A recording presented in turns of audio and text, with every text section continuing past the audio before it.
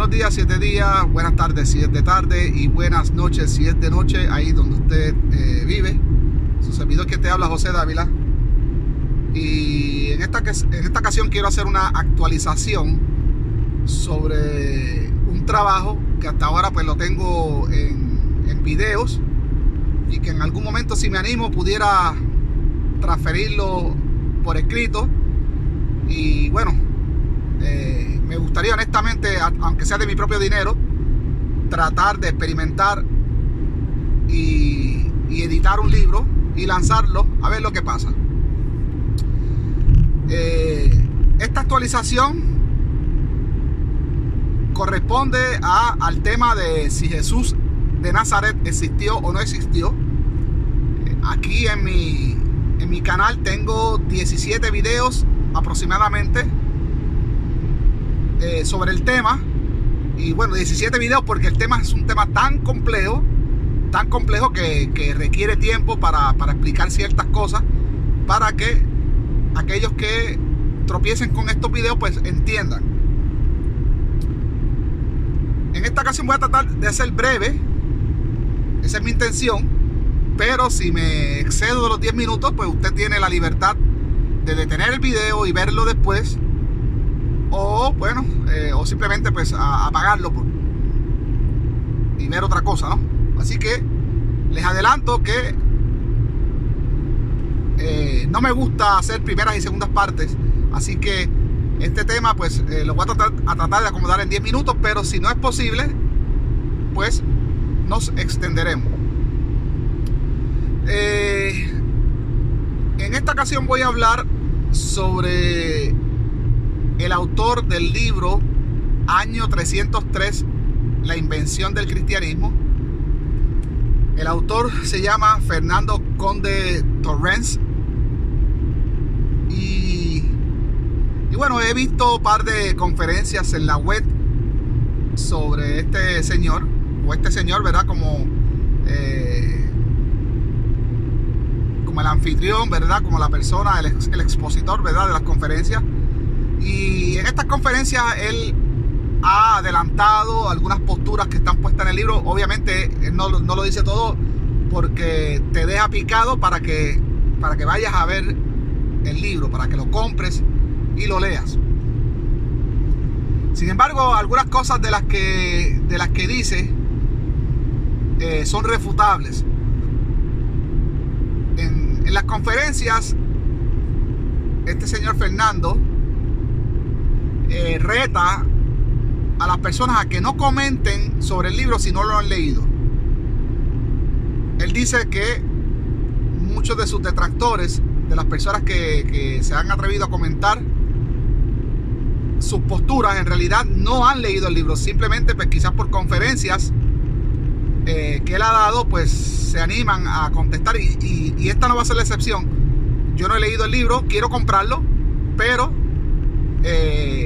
mi opinión también va a ser de acuerdo. Mi opinión va a ser de acuerdo a perdone que tuve que reducir la velocidad repentinamente. Bueno, retomamos, disculpen.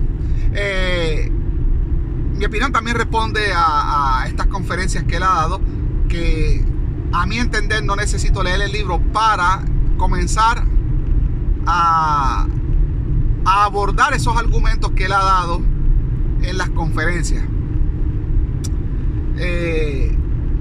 A pesar de todo, mi conclusión, la de muchos otros como Richard Carrier,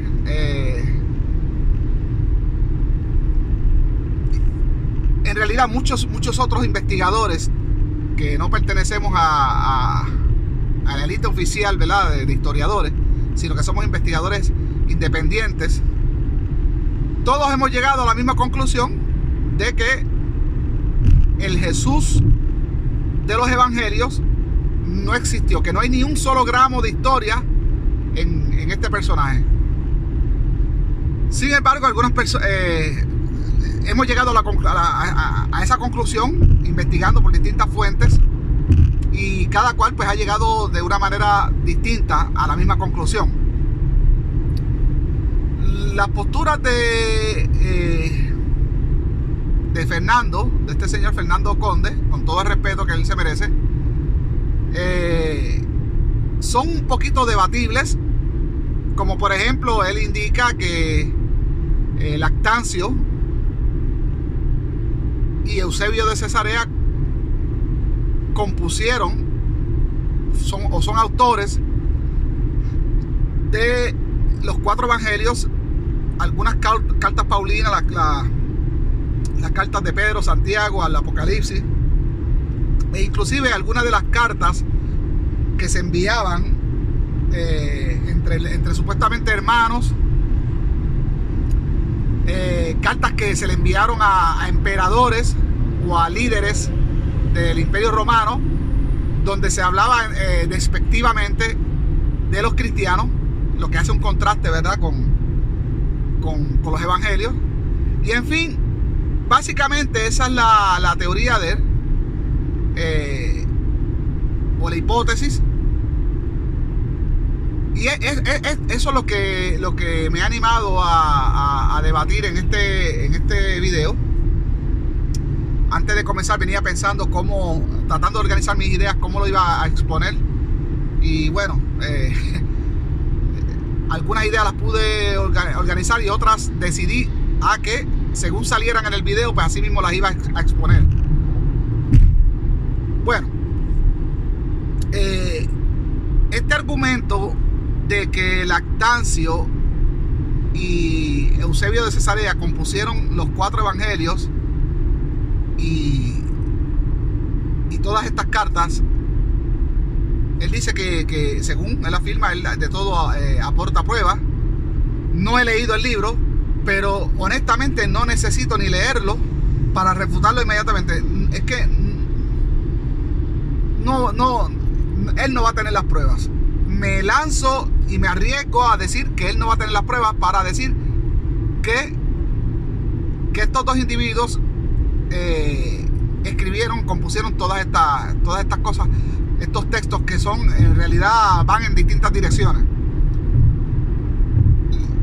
Así, por lo que pude percibir, él afirma que los argumentos que él tiene es por los acrónimos, por maletillas que los autores dejaban.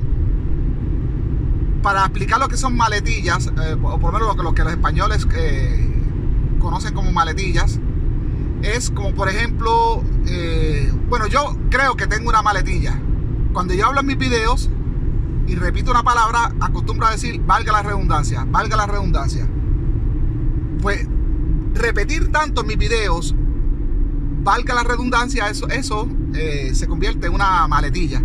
Cuando tú repites algo y se convierte en algo que te puede identificar, porque es algo que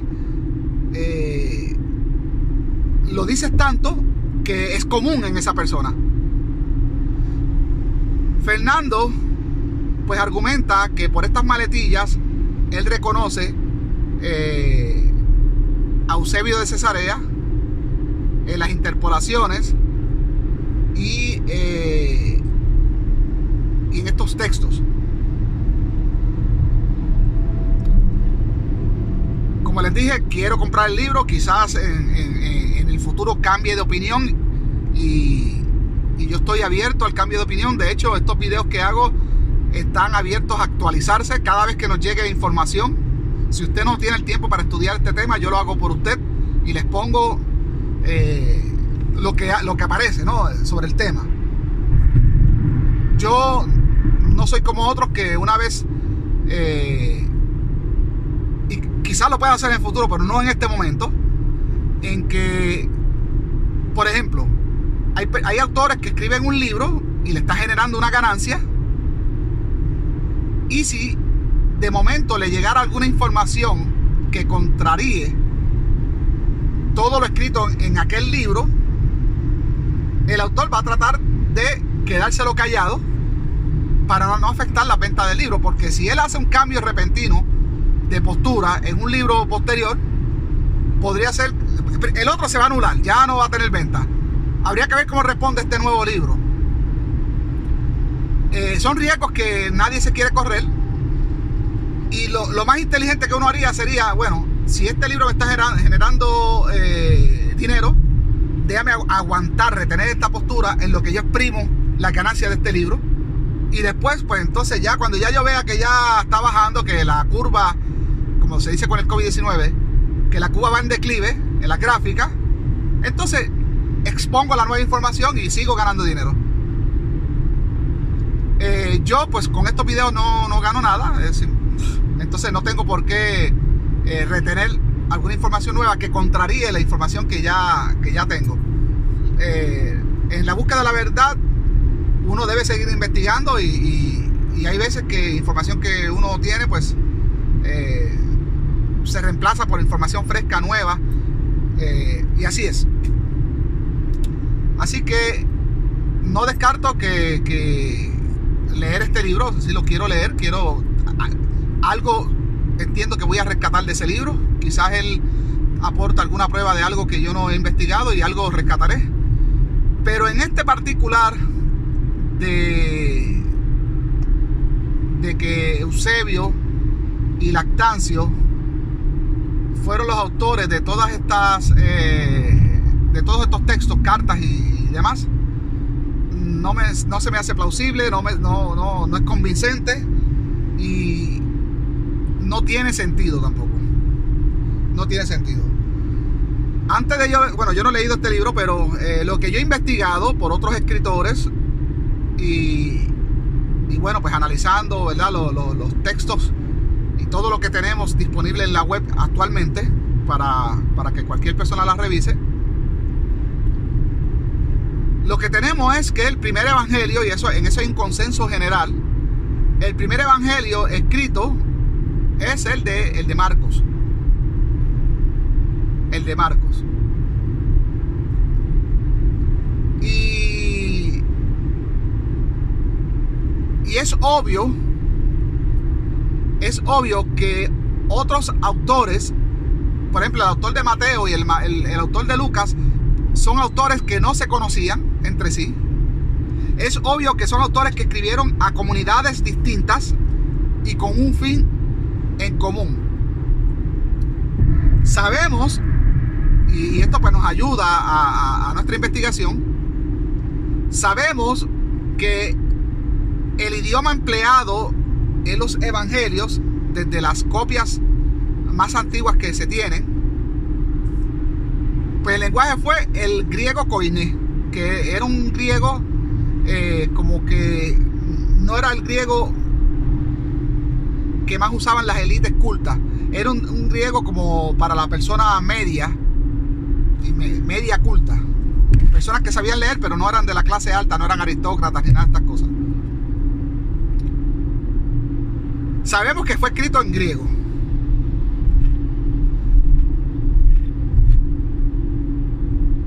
Por ejemplo, el autor de Mateo añade una serie de cosas, porque es obvio que tiene ante sí una copia de Marcos. Añade una serie de cosas que son atrevidas, son muy atrevidas. Y es obvio que las escribió en un tiempo donde aquella persona que leyera ese texto, al cual conocemos hoy como Mateo, cualquier persona que lo leyera, se le iba a hacer imposible corroborar esas alteraciones que hizo este autor de este texto que hoy conocemos como Mateo. Y aquí viene una muletilla, valga la redundancia. Por ejemplo, el infanticidio de Herodes, cuando Herodes mata y que a los niños judíos. Como único tú puedes leer, como lector, leer un texto así y quedarte callado sin protestar, sin decir, espérate, ¿cuándo pasó esto que yo no me enteré? ¿En qué documento está esto? Recuerden que las personas que iban a los remitentes, los que iban a recibir estos documentos, es obvio que saben leer. Es obvio que saben leer. Y una persona que lee, investiga, tiene acceso y sabe dónde buscar la información. Entonces es obvio que aquellos que iban a tener ese documento en sus manos y que lo iban a leer, no iban a tener recursos para investigar si de verdad ocurrió un infanticidio, los hechos, ¿no?, que narran el Evangelio de Mateo, con referente cuando Herodes supuestamente mandó matar los niños y se llevan a Jesús a Egipto, y supuestamente ya regresan cuando Herodes muere. Eso dice. Entonces, para que una persona no pudiera buscar información histórica, a ver si esto era un evento histórico o era ficción, tiene que haber pasado mucho tiempo, donde ya es imposible en aquel tiempo. Bueno, hoy día es imposible también a veces buscar 100 años atrás a ver lo que sucedió. E inclusive para mí es difícil saber qué fue lo que sucedió en la Segunda Guerra Mundial, donde yo no había nacido. Para mí es imposible saberlo. Solo con una excepción, que hoy estamos en tiempo del internet y bueno, sé leer, también puedo ir a una biblioteca y buscar esa información. Pero que haya una memoria colectiva, no la hay.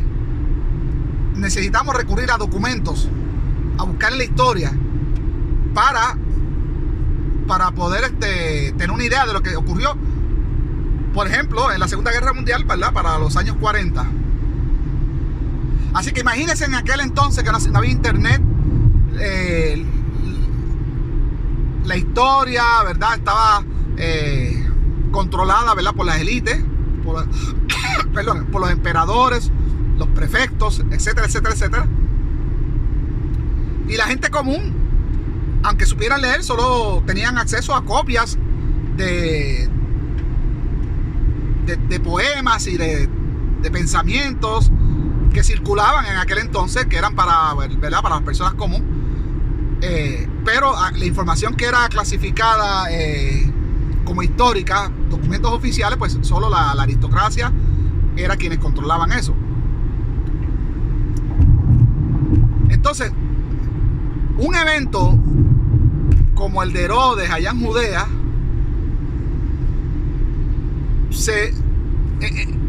es tan feo, tan ordinario, imagínate, una matanza de niños, que aún en la tradición oral hubiese trascendido por lo menos un siglo. Es decir, por lo menos por un siglo la comunidad judía hubiese conservado no solo tradición oral, sino que hubiese muchos escritos sobre esto, muchos poemas, así como el libro de Lamentaciones, como ¿verdad?, el libro que se le acredita supuestamente al profeta Jeremías, pero no vamos a hablar de eso ahora. Sabemos que esto son cosas post-eventum y bueno,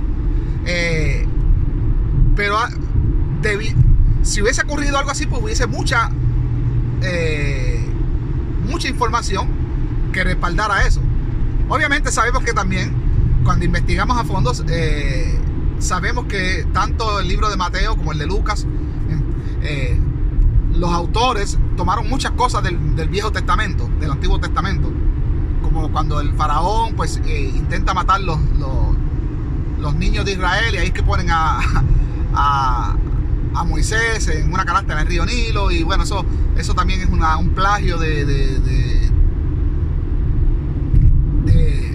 una historia más antigua, ¿verdad?, de los sumerios, de un rey, creo que era de los acadios, el rey Sargón, que también lo pusieron en una canasta en el río Éufrates. Bueno, en fin, de eso hemos hablado ya en los 17 videos anteriores, de los cuales hice referencia al principio del video. Entonces, no había manera de consultar a la historia. Entonces, por eso podemos saber que si no hubo resistencia a esta historia, si la gente consumió esta información tal como la leyeron, es porque tiene que haber sido un tiempo distante al tiempo donde supuestamente los autores indican que ocurrieron estos hechos. Por ejemplo, en el tiempo de Herodes el Grande. Entonces pues ya uno como investigador, con cositas como esas, podemos como que intentar datar estos evangelios. Una cosa que hay que aclarar es que actualmente, yo no sé si usted se va a sorprender con esto, no sé si lo mencioné en mis videos anteriores sobre el tema, pero actualmente usted nunca va a encontrar información que le diga que los evangelios han sido datados por medio de carbono 14 o algún método absoluto. No lo hay. Actualmente los evangelios están datados por opiniones. Hay que decirlo así, por opiniones, como la que yo le estoy dando ahora. Y esas opiniones a veces han sido basadas en la paleografía. Es decir, por ejemplo, se coge un documento del siglo IV, se cogen varios documentos y se observa cómo se escribía en ese siglo, cómo se hacían las letras y las tendencias. Y bueno, analizando la paleografía, que es esto que le estoy diciendo, de los siglos 1, 2, 3 y 4, se comparan estas copias, porque esto es otra cosa, estos son copias, ninguna de estas es original. Se comparan estas copias y por la manera en la letra, la manera que se utiliza ¿verdad? Para emplear la letra, también la manera, la estructura que se utiliza para escribir el texto, pues todo eso nos puede llevar a datar un documento, porque se compara con otros documentos de la época. Por ejemplo, si la manera en que se escribe las letras, toda la paleografía, no coincide con el siglo I, pues no se puede datar en el siglo I. Si no coincide con el siglo II, tampoco se puede datar con el siglo II. Ahora, ¿por qué no se ha utilizado el método de carbono 14? ¿Se puede o no se puede? Sí se puede. La iglesia no ha querido. Los grandes intereses no han querido. Y si lo han hecho, no lo han dado a conocer al público. Y tengo entendido que sí se ha hecho. Hay muchas sospechas de que sí se ha hecho. Pero a la hora de escoger qué datación se va a utilizar como la historia oficial, se utiliza la más antigua. Se utiliza la más antigua posible. Entonces, si el carbono 14 te da una fecha, por ejemplo, del cuarto siglo, y la paleografía, la opinión de varios expertos, lo datan en el siglo II, pues obviamente los historiadores que ya influenciados y prejuiciados, ya ellos han emitido un juicio y que ya dicen que sí hubo un Jesús, ellos descartan de plano, ya hasta muchos teólogos y expertos de la Iglesia Católica descartan ya el Jesús de los milagros y que resucitó a Lázaro y que caminó por las aguas, y eso de plano está descartado. Pero entonces estamos hablando de Jesús histórico, con el que fácilmente la iglesia puede convivir, porque una vez se desmitifica el personaje, pues sí se puede convivir con un hombre sabio, y eso se puede adaptar a la iglesia, porque hay otras religiones que han funcionado con la veneración de sabios, tan sencillo como esto. Inclusive los romanos a veces veneraban a Julio César, divinizaban seres humanos por sus características heroicas, y en fin. Así que ya sabiendo esto, sabemos que la iglesia católica puede sobrevivir desmitificando el personaje y quedándonos con un Jesús sabio. Y eso es lo que tratan de rescatar los que opinan de corazón, o ya sea por una agenda religiosa, vamos a decirlo así. Los que opinan que Jesús, que hubo sí un Jesús que sí fue histórico y que corresponde a este de los evangelios, un hombre que caminó en Galilea, que fue sabio, que tuvo seguidores. Bueno, hay gente que dice esto, como el doctor Antonio Piñero, profesor de la Universidad Complutense, que bueno, tiene muchos libros en cuanto a eso, y otros más que son de la misma élite, que tienen esa afirmación, pero una vez más son meras opiniones. Así que sí hay manera de poder verificar, no en qué momento se escriben estos papiros. El papiro es un material orgánico. El carbono 14 solo se encuentra en material orgánico, en materiales que tuvieron vida. Y el carbono 14, dentro de lo que sé, porque yo en resumen, en arroz y habichuelas, para los que me están viendo, es como un hisopo, es un elemento químico que se empieza a descomponer una vez el cuerpo viviente de ese organismo muere. Y en base al tiempo de descomposición, tengo entendido que puede durar cientos de miles de años en descomponerse este elemento que conocemos como carbono 14. Pues de acuerdo al tiempo que lleva descomponiéndose ese elemento, o eso que conocemos como carbono 14, pues a través de eso es que se puede datar un material orgánico. Lo que son las piedras, todo lo que sea piedra, que no sea viviente, no se puede datar con carbono 14, porque esto solo está en los organismos vivientes. Así que quiero hacer esta aclaración para que las personas vayan entendiendo. Entonces, un papiro se puede datar porque, bueno, el papiro pues es algo que por ejemplo, está el papiro, que tengo entendido que era como una hoja que mayormente se conseguía en Egipto, abundaba.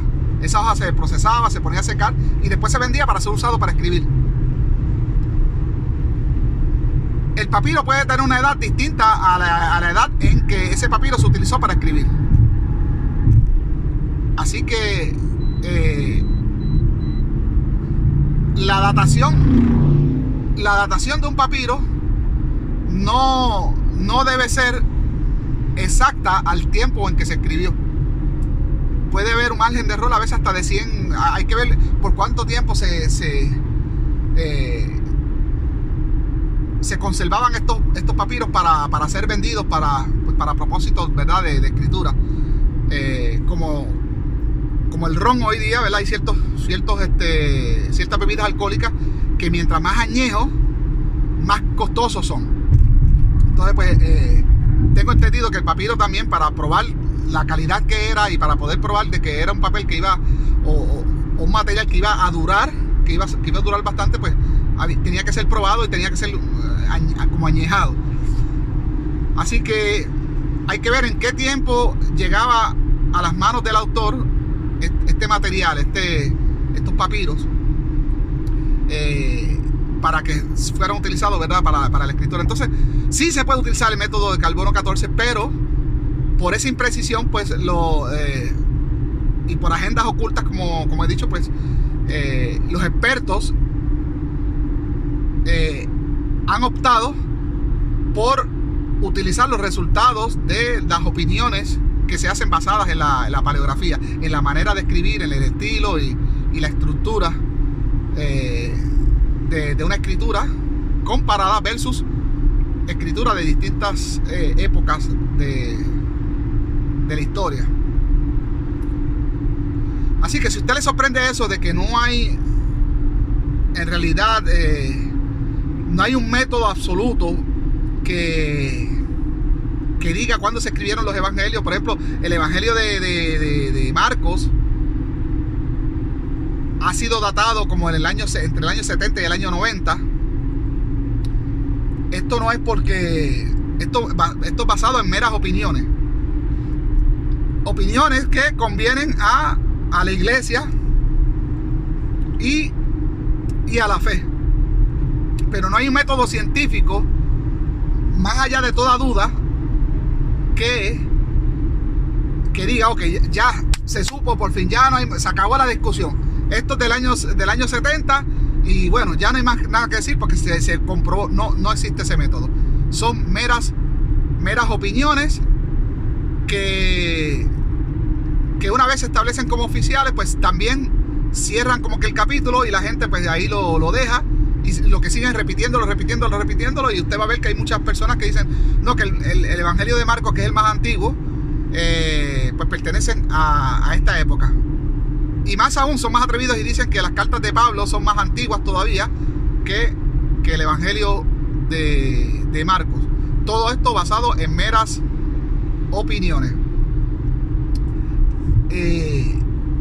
Ahora bien, ya cuando abandonamos esto de tratar de datar estos documentos, y como hemos hablado en los videos anteriores sobre este particular de si Jesús existió o no, buscamos indicios a ver si podemos rescatar algún gramo de historia en toda esta leyenda, ¿verdad? Escrita en Marcos principalmente. Y no encontramos nada, no encontramos un Jesús, no se puede ubicar un Jesús en la historia de Judea del primer siglo. Y wow, si hubiese existido, de verdad que no fue nadie importante, porque es que, mira, Antonio Piñero, después que desmitificó el personaje, ahora ha hecho un nuevo mito de un Jesús sedicioso, un Jesús que era sabio en lo que decía, que tenía seguidores. Es que ese Jesús tampoco existe. No encontramos nada de ese Jesús. Nadie más pareció interesarle escribir sobre este personaje.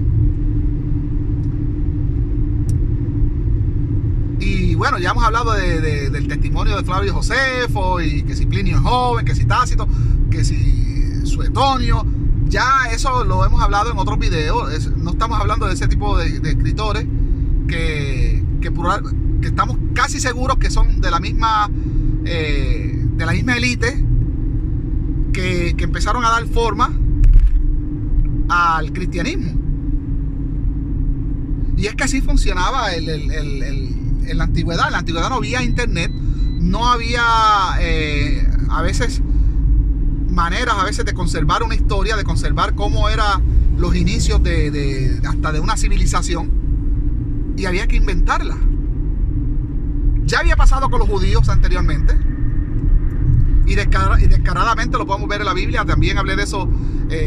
Hay un video, o creo que dos, que hablan del origen del judaísmo, donde para el tiempo de Nehemías y Esdras, cuando llegan estos del exilio en Babilonia, les cuentan a los judíos lo que fue supuestamente su pasado.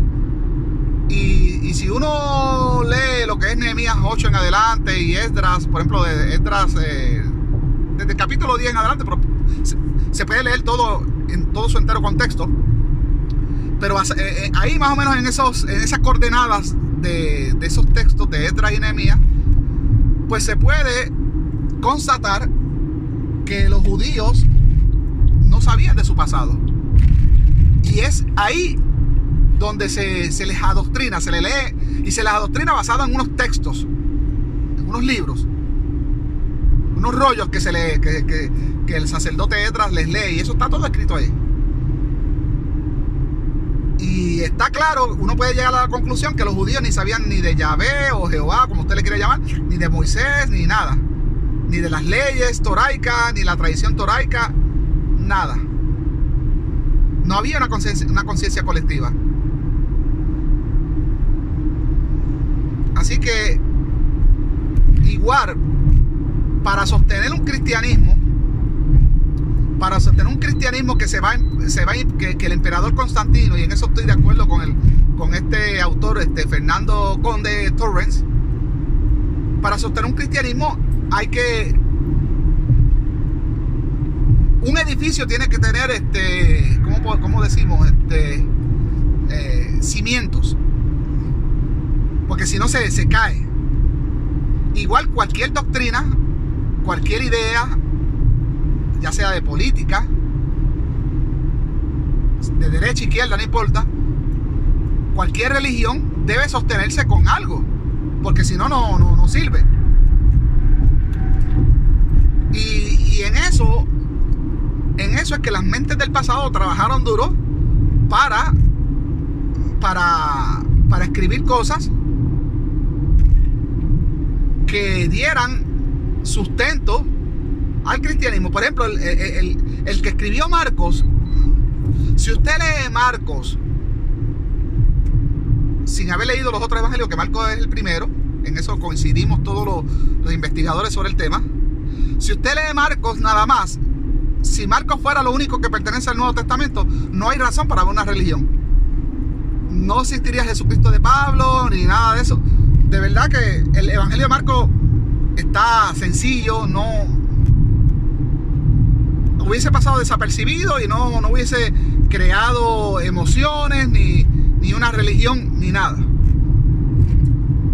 Y es obvio que otros autores vieron esto y bueno, escribieron a unos remitentes específicos que necesitaban un poquito más. Porque una de las cosas que hay que estudiar también y tratar de detectar es a quiénes se les escribió esto. ¿Qué mentalidad podrían tener quienes iban a leer esto? Obviamente, si fue en griego, pues era una mentalidad griega, helénica, que conocían de Zeus, de Hércules, de Poseidón, de Artemisa, todos esos dioses y esa cultura griega. Pues hay que entender quiénes iban a leer esto, porque si el idioma empleado fue el griego koiné, pues hay que ver quiénes lo iban a leer. Y obviamente pues eran griegos.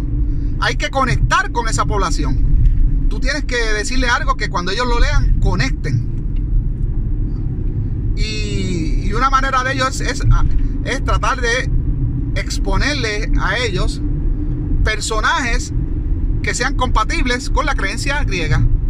En el judaísmo antiguo, en el judaísmo previo al cristianismo, no existía el concepto de un hijo de Dios ni nada de esas cosas. Yahvé era Yahvé y era el único Dios y ya. No existía eso de un hijo de un Dios.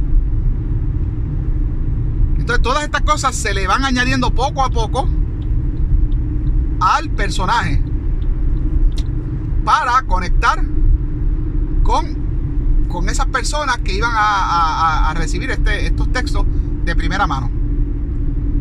Entonces por eso es que no pudieron ser Lactancio y Eusebio de Cesarea los autores de todos estos textos, porque aquí esto fue escrito por distintas personas y es obvio que, por ejemplo, los que escribieron Mateo y Lucas, estamos dejando a Juan por fuera todavía, quizás Juan lo tocamos en otra ocasión, pero los que escribieron Mateo y Lucas es obvio que tenían ante sí una copia de Marcos, y a partir de Marcos comenzaron. En Marcos no habla nada de todos esos mitos de que si un censo para el tiempo de Tiberio, que si Herodes, bla, bla. No, Marcos empieza su texto con el bautismo de Jesús, que también, pues mire, uno tiene que tener sospecha. Sabemos que el bautismo no es un ritual judío. El judaísmo tiene unos rituales de verdad de purificación con agua, pero eran para efectos del templo y nada más. Era para purificación. Las mujeres que estaban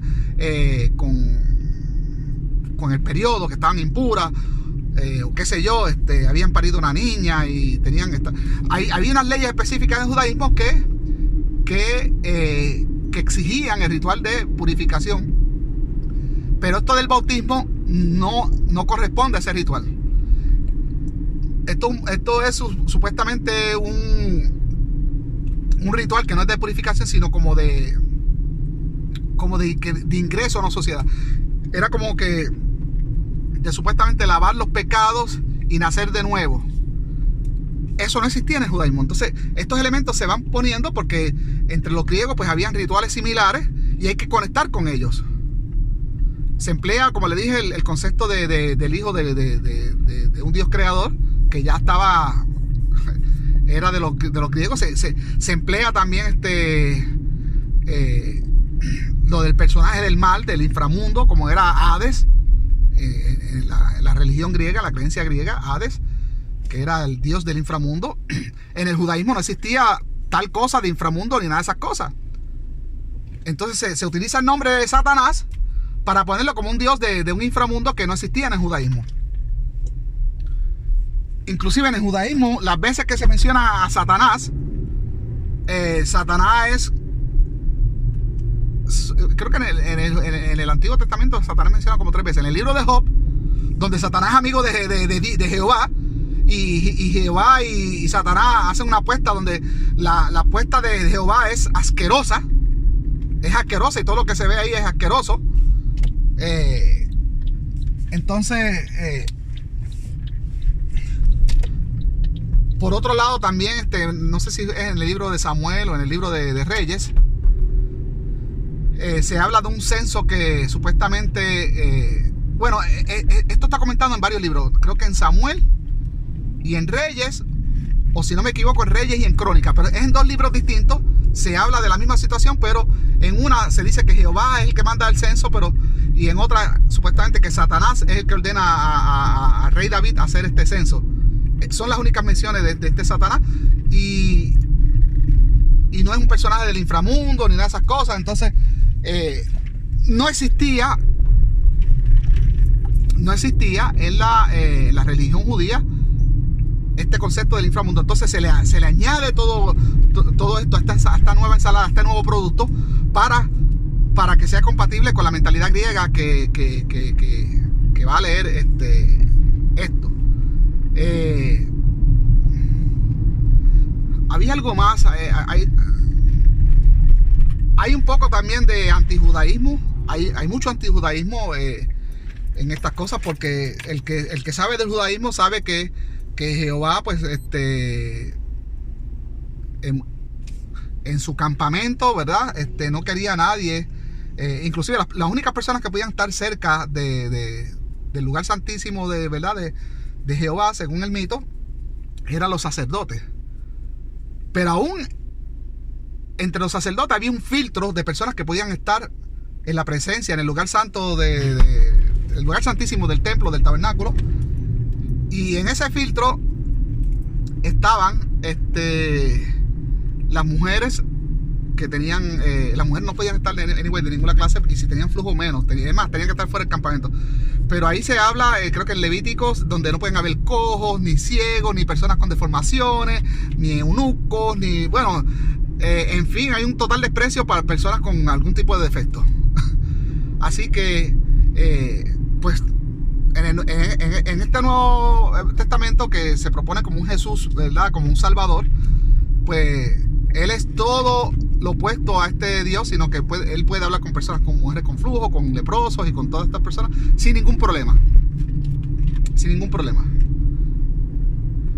Entonces, es obvio que el autor quiere conectar con una comunidad en específico, con una comunidad que no va a tener problema en aceptar estos textos, porque están muy acostumbrados a lo que estos autores, que bueno, son anónimos, perdón, pues estos autores pues están proponiendo algo a lo que estaban acostumbrados estos lectores que iban a recibir estos textos. Hay muchos indicios más que nos hacen saber, poder detectar a quiénes iban a ser los lectores que iban a encajar con todos estos escritos. Hay muchas cosas que, como le dije, que no se podían corroborar. Lo que sí sabemos era que no eran judíos. Lo que sí sabemos que no eran judíos fariseos, judíos cultos. Jamás iban a conectar con lo que dicen estos autores. Jamás. Entonces, eso nos dice que esto era escrito por comunidades quizás donde habían judíos que estaban haciendo proselitismo, y el que leyera esto pues iba a decir, ¿para qué me voy a meter al judaísmo si puedo estar en esta religión donde no tengo que circuncidarme? ¿Me entiendes? Bueno, eso era lo que quería actualizar. Quería prácticamente pues refutar lo que dice Fernando, de que solo estas 2 personas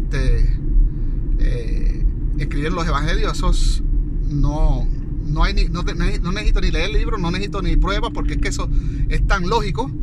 Aquí vieron muchas manos, y no todas fueron en el siglo IV. Quizás hay muchas de estas manos que estoy casi seguro que hasta en el siglo V y VI metieron las manos. Y hoy en día, pues cuando estamos en debate, pues estamos argumentando de que esos textos fueron escritos en los siglos II y III, pero el margen de error es tan demasiado que estamos hablando, y yo apuesto a que mi intuición me dice que todos estos escritos pues son posteriores para darle cimientos al cristianismo, porque un cristianismo sin una historia ni ninguna religión pues se sostiene. Lo dejamos hasta aquí. Bueno, quería que fueran 10 minutos, pero mira, fácilmente pues fueron 45 minutos, 46. Así que lo dejamos hasta aquí, y bueno, ya cuando haya una nueva información, pues se las compartiremos en cuanto al particular. Hasta la próxima.